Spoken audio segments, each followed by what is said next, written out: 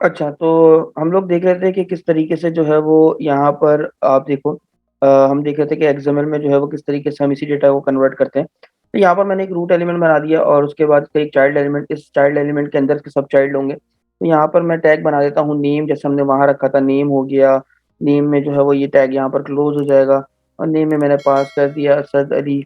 इस तरीके से जो है वो यहाँ पर फिर मैं जो है फ़ोन नंबर के लिए एक टैग बना लेता हूँ। ठीक है। और अगर जिसने नहीं देखी है वीडियो तो वो हमारी एक्सएमएल वाली वीडियो जाके देखे। उसमें इस तरीके से मैंने पूरा एक्सएमएल के बारे में जो है वो आपको बताया है। ठीक है। तो इस तरीके से जो है वो हम टैग्स बनाते थे, एट्रीब्यूट्स का यूज करते थे, नेम स्पेसेस का यूज करते थे। ठीक है। तो बड़ा जो है वो कॉम्प्लिकेटेड हो जाता है, एप्लीकेशन आपकी जो है वो हैवी हो जाती है। जबकि आपके पास जेसन में आपके पास ऐसा कुछ भी नहीं है, आपके पास टेक्स्ट बेस्ड फॉर्मेट है, तो इसीलिए एज कम्पेयर टू एक्सएमएल ये ज्यादा लाइट वेट है। ठीक है। अच्छा, एक और चीज जो एक मेन डिफरेंस जो है वो आपके पास एक और भी है। वो ये है आपके पास कि यहाँ पर आप जेसन डेटा के अंदर जो है ना वो आप कमेंट नहीं लिख सकते। फॉर एग्जांपल जैसे मेरे पास ये देख सकते हो आप, यहाँ पर जेसन डेटा मौजूद है। ठीक है। और अगर मैं यहाँ पर इस फाइल के अंदर कमेंट करना चाहूँ, ठीक है, तो मैं इस फाइल के अंदर कमेंट नहीं कर सकता। देखो, मैं जब इसके ऊपर कर्सर रखता हूँ तो मुझे क्या कहता है, comments are not permitted in JSON. यानी आप जो है वो जेसन डेटा के अंदर जो है वो कमेंट्स जो है वो आप नहीं रख सकते। अच्छा, तो यहाँ पर मैं आपको बता रहा था कि आप जेसन की फाइल के अंदर आप कमेंट्स नहीं लिख सकते। ठीक है। आप यहाँ पर अगर आप कमेंट लिखने की कोशिश करो तो आप कमेंट भी नहीं लिख सकते। ये इसका एक डिसएडवांटेज भी है। और एक्सएमएल के पास ये एडवांटेज है कि आप उस फाइल के अंदर जो है वो कमेंट्स भी लिख सकते हो, आप नेम स्पेसेस का भी यूज है। जेसन के अंदर आप ना ही नेम स्पेसेस का यूज कर सकते हो, ना ही आप कमेंट्स लिख सकते हो। तो इस तरीके से हम जो है वो जेसन का जो है वो कोड कर रहे होते हैं। बड़ा सिंपल सा सिंटेक्स है। बस आपने ये ध्यान रखना है, अगर आप जावास्क्रिप्ट में ऑब्जेक्ट जो है ऑब्जेक्ट को अच्छे से आपने पढ़ा है, तो जेसन में आप जो है वो आपको सच कोई इतनी प्रॉब्लम्स नहीं होंगी। बस आपने याद रखना है, जब भी आपने जेसन का कोड जो है वो लिखना है आपने अगर, तो आपने सिंपल इस चीज का ध्यान रखना है कि आप जो है वो डबल इन्वर्टेड कॉमास के अंदर लिखो। तो जैसे ही देखो, मैंने जेसन नाम की एक फाइल बनाई हुई, JSON इसकी एक्सटेंशन है। तो यहाँ पर अगर जैसे ही मैं डबल इन्वर्टेड कॉमास हटाता हूँ तो आप देखो, प्रॉपर्टी की must be double coated Jason. Jason का जो भी आप जब भी आप प्रॉपर्टी बना रहे होते हो, प्रॉपर्टी की, तो आपको ये बात ध्यान में रखनी है कि आपने उसे डबल इन्वर्टेड कॉमास के अंदर रखना है। क्योंकि अगर आप इस फाइल के अंदर जो है, जब आप जेसन की फाइल बनाते हो तब आपको ये एरर दे रही है। लेकिन अगर मैं यहाँ पर इसको सच यहाँ पर यूटिलाइज करता हूँ, ठीक है, और यहाँ से मैं अगर इसको रिमूव कर दूं, ठीक है, तो आपको एरर का पता भी नहीं चलेगा। ठीक है। आप देखो यहाँ पर आपको एरर का जो है वो नहीं पता चल रहा। ठीक है। तो आपने इस चीज का ध्यान रखना है कि आपने जो भी प्रॉपर्टी की जो आप की क्रिएट कर रहे हो, उसको आपने डबल इन्वर्टेड कॉमास के अंदर ही रखना है लाजमी। क्लियर। तो ये था आज का लेक्चर हमारा। अच्छा, एक इंपॉर्टेंट बात, can not use it for transfer audio video images और एनी अदर बाइनरी फाइल्स। यानी आप याद रखिएगा, क्योंकि आपके पास जेसन एक टेक्स्ट बेस्ड फॉर्मेट है। ठीक है। तो आप उसके जरिए जो है कोई भी बाइनरी फाइल क्या होती है, मैं आपको ऑलरेडी बता भी चुका हूँ। जैसे एग्जांपल मैं यहाँ पर आता हूँ और यहाँ पर आने के बाद कोई भी इमेज, जैसे मैं यहाँ पर ओपन कर लेता हूँ। ठीक है। यहाँ पर हम आते हैं, कोई इमेज मेरे पास जैसे ये मौजूद है। ठीक है। और इसको अगर मैं नोट पैड पे ओपन करूँ, ठीक है, या फिर मैं इस इमेज को जो है VS कोड में ही ओपन करता हूँ। अच्छा, ये VS कोड में इमेज ही ओपन हो चुकी है। तो मैं इसको अगर सिंपली नोट पैड पे ओपन करूँ यहाँ पर, ठीक है, ये होती है आपके पास बाइनरी फाइल्स, जिसको आप रीड नहीं कर सकते। आप देखो, यानी तो आप जिसम के अंदर जो है वो इस तरीके की फाइल्स, जिसमें आपकी इमेज हो, आपकी वीडियोज हो, आपके पास ऑडियोज हो, आप उस तरह की फाइल का डेटा ट्रांसफर नहीं कर सकते। ये बात आप अपने जहन में रखिएगा। लेकिन हम डेटा ट्रांसफर नहीं कर सकते, लेकिन हमारे पास अगर मान लो ऑलरेडी पहले से सर्वर पे मौजूद इमेजेस और जो है वो डिफरेंट जो है वो ऑडियोज और वीडियोस मौजूद हैं, तो हम उनका पाथ जरूर पास कर सकते हैं। जिस तरीके से हमने फर्स्ट सेमेस्टर में देखा था कि हमने उसका पाथ इमेज का जो है वो यहाँ पर पाथ पास कर दिया था अपने जेसन की वैल्यू के अंदर, और उसने वहां पर क्योंकि इमेज पहले से मौजूद थी, तो उस पाथ के अकॉर्डिंग उसने उसकी वैल्यू को उठाया और उठाने के बाद SRC टैग के अंदर जो है वो उसको डिस्प्ले करवा दिया था। तो याद रखिएगा, ये बहुत इंपॉर्टेंट बात है। आप जेसन के अंदर जो है वो आप ना ही ऑडियो, ना ही वीडियो, ना ही इमेजेस और कोई भी बाइनरी फाइल्स का जो है वो डेटा ट्रांसफर नहीं कर सकते। तो यहाँ पर हम खत्म करते हैं जेसन को, और उसके बाद हम स्टार्ट करते हैं कि किस तरीके से जेसन का यूज करते हुए जो है ना हम जेसन का डेटा हम बनाते हैं, और उसका इस्तेमाल से हम ये देखते हैं कि किस तरीके से हम जावा स्क्रिप्ट की एक लाइब्रेरी जिसका नाम है chart.js, उसकी मदद से किस तरीके से ग्राफ को क्रिएट कर सकते हैं। ठीक है। तो यहाँ पर आते हैं गूगल पे, और यहाँ आने के बाद मैं सर्च करता हूँ chart.js। Simple chart dot JS लिखता हूँ। आपको जब आप चार्ट डॉट जेएस लिखोगे और लिखने के बाद आप यहाँ पर, ये आपके पास इसकी ऑफिशियल वेबसाइट दिख जाएगी www.chart.js.org। आपने सिंपल इसे ओपन कर लेना है, और ओपन करने के बाद कुछ इस तरीके से आपको उसका इंटरफेस दिख रहा होगा। ठीक है। और यहाँ पर डिफरेंट किस्म के चार्ट्स आपके पास मौजूद हैं, पाई चार्ट, बार चार्ट, फिर लाइन चार्ट, और आपको काफ़ी सारे ग्राफ्स जो हैं वो यहाँ पर मिल जाएंगे। इस लाइब्रेरी का यूज़ करते हुए जो है वो आप ग्राफ क्रिएट कर सकते हो। सबसे पहले हम यहाँ पर आते हैं और अपने कोड में आते हैं, और हमने ये जो फाइल बनाई है यहाँ पर, तो सबसे पहले इस डेटा को सेट कर लेते हैं। ठीक है। तो यहाँ पर आते हैं और हम एक डेटा बना लेते हैं, just for dummy data. Dummy है हमारे पास एक ये डेटा। ठीक है। तो यहाँ पर मैं आता हूँ और डेटा बना लेते हैं यहाँ पर। मैं डेटा बना लेता हूँ एरे ऑफ ऑब्जेक्ट्स, यानी एरे के अंदर ऑब्जेक्ट्स बना लेते हैं। तो यहाँ पर मैं लिख लेता हूँ आईडी। सबसे पहले स्टूडेंट का डेटा बना लेते हैं, आईडी कॉलन, कॉलन के बाद मैं उसका पास कर देता हूँ आईडी जो है वो इसकी 1 है। देन मैं एक और बना देता हूँ नेम, और नेम का नाम से, और नेम में लिख देता हूँ, मान लो इस स्टूडेंट का जो नाम है वो असद नाम है। इस तरीके से मैं जो है वो, और यहाँ पर लिख लेते हैं फीस, इसकी जो फीस है। ठीक है। या फिर एक काम कर लेते हैं, यहाँ पर लिख लेते हैं मंथ। ठीक है। मंथ जो है इसने, यानी एडमिशन मंथ है, सिंपल यहाँ पर लिख लेते हैं पूरा एडमिशन मंथ। और यहाँ पर मैं लिख लेता हूँ जनवरी। ठीक है। इस तरीके से मैं मल्टीपल ऑब्जेक्ट्स यहाँ पर जो है वो क्रिएट कर लेता हूँ, कॉमा से सेपरेट करूंगा। इसकी आईडी मैं कर देता हूँ 2, और यहाँ पर एक और नाम पास कर देते हैं, तो फैल मैंने पास कर दिया। और इसका भी एडमिशन जैसे एग्जाम्पल जनवरी है, और यहाँ पर जो है वो मैं लिख लेता हूँ 3 आईडी। इसका हम नाम रख लेते हैं, हमने नाम रख लिया अंसा, और इसका एडमिशन जनवरी नहीं है, जैसे एग्जाम्पल यहाँ पर रख लेते हैं फेबररी। ठीक है। और काफ़ी सारा डेटा बना लेते हैं यहाँ पर। ठीक है। यहाँ पर मैं बना लेता हूँ 4, और यहाँ पर इसका नाम कर देते हैं हम नाम रख लेते हैं समीर, नाम रख लिया मैंने। ठीक है। और इसका एडमिशन जो है वो हुआ हुआ है, हम कह लेते हैं मार्च में। ठीक है।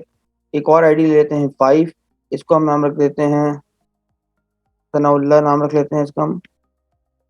ठीक है। और हम ये कह लेते हैं इसका एडमिशन हुआ था फरवरी में। ठीक है। और भी कुछ हम डेटा बना लेते हैं, और यहाँ हम रख लेते हैं 6, इसका नाम रख लेते हैं हम हुनैन। एक स्टूडेंट है हमारे पास जिसका एडमिशन हमारे पास हुआ था। ये जेसन फॉर्मेट में अपना डेटा बना रहा हूँ मैं। ठीक है। इसमें हम इसका रख लेते हैं, इसका जो एडमिशन हुआ था वो मार्च में हुआ था। फिर हम एक और डेटा ले लेते हैं, यहाँ पर हम कह लेते हैं कि 7, और इसका नाम रख लेते हैं हम हमजा। 10 लोगों का डेटा बना लेते हैं। ठीक है। और उसको कह देते हैं अप्रैल, इसका एडमिशन हुआ था अप्रैल में। ठीक है। और जो है हम और डेटा क्रिएट करते हैं, 10 पूरे रिकॉर्ड बना लेते हैं। इसकी आईडी हो जाएगी 8, इसका नाम रख लेते हैं हम, नाम रख लेते हैं हफ्सा, हमने इसका नाम रख लिया। ठीक है। और इसको भी कह लेते हैं, इसका एडमिशन हुआ था मार्च में, रख लेते हैं। ठीक है। और 9 आईडी जो है उसका नाम रख लेते हैं हम, और इसका एडमिशन हुआ था अप्रैल में। तो हमने कुछ डेटा बना रहे हैं, बाकी आप इसको प्रैक्टिस के हिसाब से, जब आप अपना खुद की प्रैक्टिस कर रहे होगे तब आप इसमें ज़्यादा डेटा जो है वो इंक्लूड कर दिएगा। ID 10 रख लेते हैं। ठीक है। और यहाँ पर हम नाम दे देते हैं हसन। ठीक है। और ये हुआ था मई में। ठीक है। इसको थोड़ा सा फॉर्मेट कर लेते हैं डॉक्यूमेंट को, ताकि कहीं जो प्रॉब्लम हो वो सेट हो जाए। और यहाँ पर आता हूँ, इसको मैं कर देता हूँ यहाँ पर क्लोज। ठीक है। फाइल को कर दिया मैंने सेव, और इस फाइल को भी मैं कर देता हूँ सेव, सेट सही करके। ठीक है। और ये आपको जो है वो डिस्क्रिप्शन में मिल जाएगी तमाम फाइल्स। ठीक है। तो यहाँ पर हमने देखो, और यहाँ पर इसका मैं नाम रख लेता हूँ ग्राफ, टाइटल मैंने रख लिया ग्राफ। ठीक है। तो ये मेरे पास एक डेटा मौजूद है, मैं बेसिकली एक लॉजिक पे ग्राफ क्रिएट कर रहा हूँ। मैं ये देखना चाहता हूँ कितने ऐसे स्टूडेंट हैं, कितने, काउंट, कितने ऐसे स्टूडेंट हैं जिनका एडमिशन जनवरी में हुआ, कितने ऐसे स्टूडेंट हैं जिनका एडमिशन जो है वो फरवरी में हुआ, मार्च में हुआ, अप्रैल में हुआ। तो मुझे काउंट बता दे कि जनवरी में जो है वो 2 बच्चों का जो है एडमिशन हुआ, फरवरी में जो है वो 3 बच्चों का एडमिशन हुआ, मार्च में जो है वो 1 बच्चे का एडमिशन हुआ। तो यानी मैं काउंट देखना चाहता हूँ अपने ग्राफ के थ्रू। ठीक है। तो ये मैंने जस्ट एक डमी डेटा जो है वो यहाँ पर क्रिएट कर लिया। ठीक है। अब आगे चलते हैं और यहाँ पर आते हैं, थोड़ा चार्ट डॉट जेएस की लाइब्रेरी को रीड कर लेते हैं। तो बड़ा सिंपल है, आपने यहाँ पर आना है यहाँ पर आने के बाद आपने गेट स्टार्टेड के बटन पे क्लिक करना है। ठीक है, ये करने के बाद तो यहाँ पर अगर आप आते हो तो ये देखो पूरा का पूरा कोड, और इसके नीचे इसका सैंपल यहाँ पर नहीं है। कोई बात नहीं, हम आते हैं गेटिंग स्टार्टेड पे। और यहाँ पर आपको दिख रहा होगा एक और गेटिंग स्टार्टेड बटन, आपने यहाँ क्लिक कर देना है। तो यहाँ पर आपको जो है एक ग्राफ दिख रहा होगा, ये बेसिकली एक लाइन ग्राफ है। ठीक है, आप अगर ये बनाना चाहते हो तो आप ये बना लो। तो इसका पूरा कोड आपको यहाँ पर डिस्प्ले हो रहा होगा। और बेसिकली आपने करना क्या होता है, सबसे पहले आपने अपनी बॉडी के अंदर ये वाला कोड पेस्ट करना होता है। ठीक है, डिव कैनवस, और उसमें आईडी पास करनी है अपने माई चार्ट। अब आप एक लाइब्रेरी यूज कर रहे हो जावास्क्रिप्ट की, तो आपने इसका सीडीएन लगाना जरूरी है। आप चाहे तो इस फाइल को डाउनलोड कर लो, चाहे तो फिर आप इसका सीडीएन लगा लो। एंड देन उसके बाद आपके पास ये स्क्रिप्ट का कोड मौजूद है। थोड़ा सा इसको समझा देता हूँ। यहाँ पर आपके पास जितने भी लेबल्स, यानी इस ग्राफ में जितने भी लेबल्स दिख रहे हैं आपके एक्स एक्सिस के ऊपर, आपको आइडिया होगा एक्स एक्सिस और वाई एक्सिस का ग्राफ में आपने पढ़ा होगा। ये आपके पास एक्स एक्सिस है, ये आपके पास वाई एक्सिस होता है वर्टिकली, और हॉरिजॉन्टली आपके पास एक्स एक्सिस होता है। ठीक है, तो जितने भी एक्स एक्सिस के ऊपर आपको लेबल्स दिख रहे हैं, जैसे जनवरी, फरवरी, मार्च, अप्रैल, मई, जून, एंड देन सो ऑन, तो वो आपको जो है वो आप लेबल्स जो है वो यहाँ पर पास करते हो। ये आपके पास है डेटा, यानी इस डेटा के बिहाफ पे जो ग्राफ क्रिएट हो रहा है वो यहाँ पर आप कैसे बनाओगे। यहाँ पर आप सबसे पहला ऑप्शन होता है डेटा के अंदर लेबल्स, यानी जो लेबल्स आपने बनाए वो लेबल सेट करवाओ। डेटा सेट, बेसिकली ये है आपके पास डेटा सेट, जहाँ पर आप अपना डेटा सेट कर रहे हो। ठीक है, यहाँ पर आपके लेबल्स का नाम, यानी इस लेबल्स के ऊपर क्या लेबल डिस्प्ले हो रहा है। यानी अगर मैं इसके ऊपर क्लिक करूँ फरवरी में, तो दिखा रहा है माई फर्स्ट डेटा सेट 10। अब ये 10 कहाँ से आया, तो मैं आपको बताऊं, ये देखो, ये डेटा देख रहे हो, ये है सारा डेटा आपका। इस डेटा के ऊपर जो है वो पूरा आपका ग्राफ बनता है। और ये डेटा जो है वो आप एरे के अंदर देते हो, याद रखिएगा, आप एरे फॉर्मेट के अंदर डेटा देते हो। ठीक है, और देखो आप ना सिर्फ डेटा देते हो बल्कि लेवल्स भी आपके एरे फॉर्मेट के अंदर है। ये आपका एरे ही फॉर्मेट है। जीरो इंडेक्स पे जनवरी है, फरवरी जो है वन इंडेक्स पे है। इस तरीके से जीरो इंडेक्स पे आपका जीरो है, तो जीरो है मतलब यहाँ पर देखो कोई भी जनवरी में कोई भी नहीं है वैल्यू। यहाँ पर 10 दिख रही है, यानी वन इंडेक्स के ऊपर। टू इंडेक्स पे क्या दिख रहा है, 5। ठीक है, तो यहाँ पर जीरो इंडेक्स पे जीरो, 10 वन इंडेक्स पे, 5 टू इंडेक्स पे। और ये बैकग्राउंड कलर, बॉर्डर कलर, यानी आपके ग्राफ में जो कलर्स दिख रहे हैं वो कैसे दिखेंगे। अच्छा, अब एक चीज, माई फर्स्ट डेटाबेस, ये तो आपके लेबल का नाम हो जाएगा, यानी टूल टिप। यानी जब आप इसके ऊपर माउस रखते हो और होवर पे जो आपके पास इफेक्ट आ रहा है, तो ये एक तो लेवल बता रहा है कि जो है वो किस मंथ है। दूसरा आपके पास क्या बता रहा है, दूसरा आपके पास बता रहा है माई फर्स्ट डेटा सेट। तो ये माई फर्स्ट डेटा सेट 10, यानी ये जो आपने पास किया नाम एज अ स्ट्रिंग, क्योंकि डबल सिंगल इन्वर्टेड कॉमा में लिखा, जैसा लिखा है एज इट इज वैसे ही डिस्प्ले हो जाता है। और उसके बाद ये वैल्यू जो उठा रहा है ना दूसरी, वो उठा रहा है इस डेटा में से।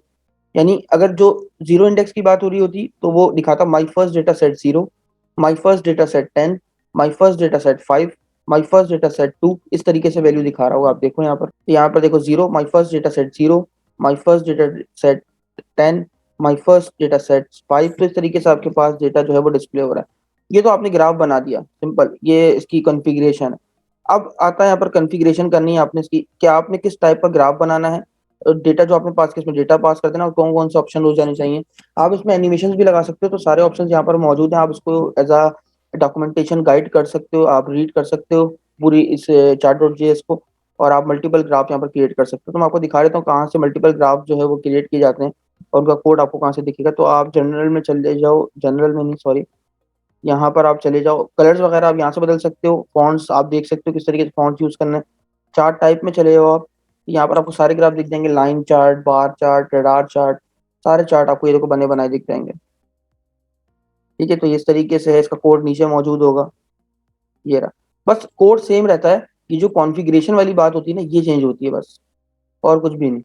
यानी हमने जो अभी पढ़ा है ये इतना सारा, यहाँ पर सिर्फ इसमें चेंजेस कहाँ आती हैं, सब कुछ यही रहता है, बस चेंज हो जाता है आपका ये कॉन्फ़िगरेशन, और कुछ भी नहीं। यहाँ पे ज्यादा सा चेंज होगा बैकग्राउंड कलर या बॉर्डर कलर बस। आप यहाँ पर लाइन यूज करो तो लाइन बताओगे, आप बार यूज करो तो बार लिखोगे, आप रडार यूज करो तो रडार ग्राफ लिखोगे। अभी जो हम यूज कर रहे हैं वो हम यूज कर रहे हैं बार चार्ट। ये अच्छा लगेगा हमारे काम के अकॉर्डिंग। बता रहा होगा जनवरी में कितने स्टूडेंट हैं, फरवरी में कितने स्टूडेंट हैं। तो याद रखिएगा जो भी डेटा आप पास करते हो वो एरे में होता है। ठीक है, खैर सबसे पहले तो इसकी इंस्टॉलेशन कर लेते हैं। इंस्टॉलेशन करने के लिए हमें क्या जाना है, जनरल में, गेटिंग स्टार्टेड वाले बटन में सिंपल इस कोड को यहाँ से आपने कॉपी करना है। कॉपी करने के बाद अपने एचटीएमएल की फाइल में आना है, यहाँ पर आना है। आने के बाद इसको बॉडी टैग, जो भी आपका बॉडी टैग आपने यहाँ बना रखा है, आपने सिंपल इसको यहाँ पेस्ट कर देना है। पेस्ट करने के बाद वापस आपने जाना है, आपने इसका सीडीएन कॉपी करना है। सीडीएन यहाँ से कॉपी किया, कॉपी करने के बाद वापस आप VS कोड में आए और आपने इसको जो है यहाँ पर पेस्ट कर देना है। अच्छा, एक चीज़ का खास ख्याल रखना है, आपने jQuery का भी जो है वो सीडीएन इसमें यूटिलाइज करना पड़ेगा। तो यहाँ पर jQuery भी जो है वो यूज़ कर लेते हैं। तो jQuery का सीडीएन ये रहा हमारे पास, ठीक है। मैं इसको कॉपी कर लेता हूँ, Ctrl+C से कॉपी, ठीक है। और यहाँ पर आते हैं, यहाँ पर आने के बाद मैंने जो है वो इसको पेस्ट कर दिया। jQuery सीडीएन भी मेरे पास आ चुका है, मेरे पास chart.js का सीडीएन भी आ चुका है, ठीक है। इसके बाद वापस आते हैं यहाँ पर। अब ये क्या कह रहा है, ये कह रहा है ये जो आपका कोड है इसको स्क्रिप्ट में रख दो, ठीक है। तो पूरा code copy as it is जैसा लिखा है अभी कॉपी कर लेते हैं, बाद में इसको अपने काम के अकॉर्डिंग बनाएंगे। तो यहाँ पर ये डेटा खत्म होने के बाद मैं एक कमेंट भी लिख देता हूँ चार्ट डॉट जेएस कोड, ताकि मुझे याद रहे कि मैंने यहाँ से कोड कॉपी पेस्ट करके यहाँ पेस्ट किया है, ठीक है। ये करने के बाद ये स्क्रिप्ट टैग से निकाल दो, क्योंकि हमने ऑलरेडी स्क्रिप्ट में रखा हुआ है इसको, ठीक है। सेव कर दिया इस कोड को, वापस आते हैं और ये लिखने के बाद आपने ये चीज़ ऑप्शन भी यहाँ पर लाजमी लिखना पड़ेगा स्क्रिप्ट टैग में, ये छोटा सा यहाँ पर आपने कॉल करना है, क्योंकि आप अपना ग्राफ को सेट भी तो कर रहे हो। तो बाय यूजिंग डॉम, ये बाय यूजिंग डॉम आईडी के थ्रू जो है वो सेट कर रहा है इस ग्राफ को, ये देखो, ठीक है। तो यहाँ पर आते हैं और इसको पेस्ट कर देते हैं इसके नीचे। दोबारा रिपीट कर देता हूँ, सबसे पहले आपने क्या कॉपी किया, आपने इसके ये बॉडी वाला कोड कॉपी किया, फिर आपने सीडीएन लगाया, आपने दो सीडीएन लगाने, एक jQuery एंड देन आपने लगाना है chart.js। उसके बाद आपने ये कोड कॉपी किया और एंड देन लास्ट में कि आपके पास ये बाय यूजिंग डॉम का इस्तेमाल करते हुए आईडी के जरिए सेट करवाता है आपकी ग्राफ को। किधर सेट करवाता है, बॉडी में मौजूद ये जो कोड आपने लिखा है ये वाले, इसके ऊपर सेट करवाता है, ठीक है। तो ये कर लिया आपने, अब बस चला के देखते हैं इसको, सिंपल कॉपी पाथ कि हमारे पास ग्राफ आ गया या नहीं आया। यहाँ पर कोई इशू आ रहा है, देखते हैं क्या इशू आ रहा है, इंस्पेक्ट करते हैं। Console identified data has already been declared, क्या डेटा आप ऑलरेडी डिक्लेयर कर चुके हो। अच्छा सही है, वो डेटा जो वेरिएबल कॉन्फ़िगर कर चुके हैं। तो मैं इसका नाम रख लेता हूँ my student admission data, admission data. File को कर लेते हैं सेव, दोबारा रिफ्रेश करते हैं। Chart is not defined, chart को आपने डिफाइन नहीं किया है, ठीक है। अच्छा, कॉन्फ्लिक्शन आ रही है, कॉन्फ्लिक्शन इसलिए आ रही है क्योंकि ये जो है मैंने स्क्रिप्ट बाद में कॉल की हुई है। तो मैं इसको ऊपर हेड टैग के अंदर ही लगा देता हूँ सेव, ये देखो आप। अच्छा, हो क्या रहा था मैं आपको बता दूं, वो ये रहा था कि मैंने सारा कोड, क्योंकि आपको पता है जब आपका कोड रन होता है तो वो लाइन बाय लाइन कोड को रीड करता है। तो पहले उसने सारा कोड पढ़ लिया, और जब सारा कोड पढ़ लिया तो उसके बाद जब उसको लाइब्रेरीज मिलती हैं, तो उससे पहले तो ये अंडरस्टैंड हुआ ही नहीं कि डेटा क्या चीज़ है। तो इसीलिए वो आपको एरर डिस्प्ले करा। तो अब मैंने इसको पहले ही बता दिया कि ये लाइब्रेरीज हैं, इसमें जो है वो ये तमाम कोड मौजूद है जो हम यहाँ पर यूज़ कर रहे हैं। तो इसीलिए अब वो कोई एरर डिस्प्ले नहीं कर रहा, ठीक है। तो यहाँ पर आ चुका है आपका ग्राफ जो हमने एज इट इज़ वहाँ से देखा था। तो अब हम बार वाला बनाना चाह रहे थे, तो हम इसको बार वाला बना लेते हैं। तो मैं आता हूँ चार्ट टाइप्स में, बार चार्ट में। और बार चार्ट के लिए क्या करना पड़ेगा, बस आपने ये इतना सा काम करना पड़ेगा। तो मैं इसको कर लेता हूँ कॉपी, और यहाँ से कॉपी किया, इस वाले को हटा देता हूँ। तो यहाँ पर मौजूद है ये वाला कोड, ये क्योंकि लाइन के लिए यूज़ हो रहा था, अब मैं यूज़ कर रहा हूँ सेटअप। ये रहा इसका, देखो सेटअप इस तरीके से हुआ हुआ है। अगर पूरा कोड करना चाहते हो तो उसका बॉर्डर कलर भी चेंज होगा, क्योंकि इसमें चार किस्म के कलर यूज़ हो रहे हैं। मैं काम करता हूँ, ये पूरा कॉन्स डेटा यहीं से उठा लेता हूँ, ठीक है। तो यहाँ से आते हैं वापस, और ये कॉन्स डेटा वाला जो था ये पूरा हटाते हैं, ये पेस्ट कर देते हैं, ठीक है। और इसके बाद वो जो सेटअप कॉन्फ़िगरेशन थी वो कॉन्फ़िगरेशन भी लगा लेते हैं, ठीक है। और इसको कर दिया मैंने पेस्ट, सेव कर देते हैं एंड देन अपने पेज को रिफ्रेश कर लेते हैं। तो आप देख सकते हो मेरे पास ये जो बार ग्राफ था ये भी क्रिएट हो चुका है। यहाँ तक किसी का कोई क्वेश्चन तो पूछ सकते हो, क्लियर है। क्लियर है। तो बड़ा सिंपल तरीके से आप देखो ग्राफ आपने लगा लिया है। अब आप इसकी विड्थ और हाइट को भी कंट्रोल कर सकते हो अपने हिसाब से, तो वो कैसे करते हैं तो वो भी देख लेते हैं यहाँ पर। मैं यहाँ आता हूँ, ठीक है। और यहाँ आने के बाद मैं सिंपल इस कैनवस में जाता हूँ, इसकी विड्थ दे देता हूँ मैं 200 और हाइट भी दे देता हूँ 200। फाइल को सेव, रिफ्रेश करते हैं। अच्छा, ये ग्राफ की हाइट को छोटा कर रहा है, तो इसको यहाँ नहीं देना है, हमने असल में बेसिकली पूरी डिप को छोटा करना है। तो इसको यहाँ से रिमूव करते हैं, और यहाँ से रिमूव करने के बाद जो है वो मैं पूरा कोड जो है वो अभी में जो है मैं डिव में रख लेता हूँ, सेव करता हूँ और रिफ्रेश करता हूँ। और अभी भी ऐसा कोई फ़र्क नहीं पड़ा इसके ऊपर, ठीक है, कोई मसला नहीं है। यहाँ पर मैं काम करता हूँ, इसको जो है यहाँ से कट कर लेता हूँ। इस पूरी डिव को जो है वो एक आईडी दे देते हैं, असद नाम से एक आईडी दे दी, सेव। और यहाँ पर आते हैं, स्टाइल का टैग ओपन कर लेते हैं, डॉट असद। और यहाँ पर आके कहता हूँ विड्थ कर दो इसकी आप 200 पिक्सल इम्पोर्टेंट, ठीक है। और हाइट कर दो आप इसकी 300 पिक्सल इम्पोर्टेंट। सेव करते हैं एंड देन रिफ्रेश करते हैं, अभी भी कोई फर्क नहीं पड़ा इस पर, ठीक है। इंस्पेक्ट करते हैं, देखते हैं क्या इश्यूज आ रहे हैं।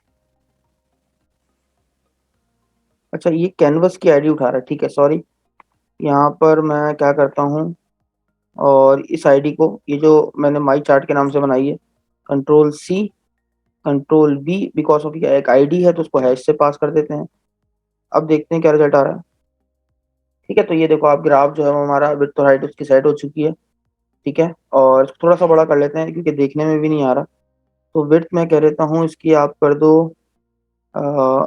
600 पिक्सल, हाइट कर दो आप इसकी 500 पिक्सल। सेव किया, रिफ्रेश करते हैं इसको, ठीक है। तो अब बेहतर है, रीडेबल भी है, या इसकी विड्थ को ही बढ़ा देते हैं थोड़ा और हम कर देते हैं 800, ज़्यादा बेहतर रहेगा, रीडेबल भी हो जाएगा। तो अभी जो कोड दिख नहीं रहा, अभी जो टेक्स्ट लिखा हुआ दिख नहीं रहा, अब रीडेबल है, ठीक है। तो यहाँ पर आपको सही से हर चीज़ डिस्प्ले हो रही होगी। तो थोड़ा सा जूम भी कर देता हूँ मैं आपके लिए, ठीक है, अब ज़्यादा अच्छे से डिस्प्ले हो रहा हो। ठीक है, तो ये हमारा जो है हमने ग्राफ सेट कर लिया है। अभी तो ये जस्ट एक डमी ग्राफ है क्योंकि हमने डेटा कॉपी पेस्ट किया है, ठीक है। तो अभी हमने खुद से अपना ग्राफ बनाना है, कि हमारे डेटा के अकॉर्डिंग जो है वो वर्क करे। तो यहाँ पर मैं आता हूँ और यहाँ पर मैं कमेंट करता हूँ। बेसिकली मैंने ग्राफ क्या बनाना है, मैं ये देखना चाहता हूँ कि कितने ऐसे लोग हैं, कितने ऐसे बच्चे हैं जिन्होंने जनवरी में एडमिशन लिया है, कितने ऐसे बच्चे हैं जिन्होंने फरवरी में एडमिशन लिया, और कितने ऐसे बच्चे हैं जिन्होंने मार्च में एडमिशन लिया। एंड देन सो ऑन, अगर बाकी आगे चेक करवाना है तो वो चेक करवा लेंगे। पहले एक का डेटा बना के देखते हैं। याद रखिएगा, जो भी डेटा स्टोर होगा वो होगा आपका एक एरे के अंदर, ठीक है। सबसे पहले एक फंक्शन बना लेता हूँ, और उस फंक्शन का हम नाम रख लेते हैं, कोई भी नाम रख लेते हैं, माई फंक, ठीक है। और यहाँ पर मैं ओपन एंड क्लोज, और उसके बाद मैं यहाँ पर बना लेता हूँ एक एरे, बेसिकली मुझे बनाना है यहाँ पर, ठीक है। और मैं यहाँ पर एक एरे बना लेता हूँ, वेरिएबल माई डेटा सेट नाम से। और इसको मैं जो है वो बिल्कुल खाली रख देता हूँ, ठीक है। और मैं, क्योंकि अभी इसमें वैल्यूज हम जो है वो अपने डेटा के थ्रू देंगे, यानी इस डेटा से चेक करवा कर हम इस एरे के अंदर वैल्यूज डालेंगे। और जो भी इस एरे के अंदर वैल्यूज आएंगी, हम, यानी अब जो वैल्यूज आएंगी वो स्टोर हो जाएंगी आपके पास माई डेटा सेट के अंदर। और हम इस माई डेटा सेट को कहाँ पास कर देंगे, हम पास कर देंगे आपके इस डेटा में, बहुत सिंपल तरीके से। यहाँ पर डेटा भी जो है वो हम खुद दे रहे हैं, ठीक है। और यहाँ पर जो अब हम जो डेटा बनाएंगे यानी जावास्क्रिप्ट कोड से, यहाँ पर जो डेटा एरे में आएगा हमारे पास, वो हम यहाँ पर पास कर देंगे इस वेरिएबल को। तो डायनेमिक डेटा अब हमारे पास आ रहा होगा, कि जो भी डेटा बढ़ता चलेगा उस हिसाब से ग्राफ जो है वो ऑटोमेटिकली इंक्रीज करता चला जाएगा, ठीक है। तो हमने एक खाली एरे बना दिया, और इसमें इस फंक्शन के थ्रू हम क्या करेंगे, हम इसमें वैल्यूज जो है वो पुश करेंगे। आपको पता है, अगर एरे में कोई वैल्यू इंसर्ट करनी हो तो आप पुश का मेथड यूज करते हो, ठीक है, वैल्यूज को पुश करवाने के लिए। तो यहाँ पर मैं बना लेता हूँ एक वेरिएबल, और जस्ट एक खाली वेरिएबल, ठीक है। और मैं बना लेता हूँ, अभी नहीं बनाते, या सिंपली हम जो है अभी सिर्फ एक लॉजिक के ऊपर वर्क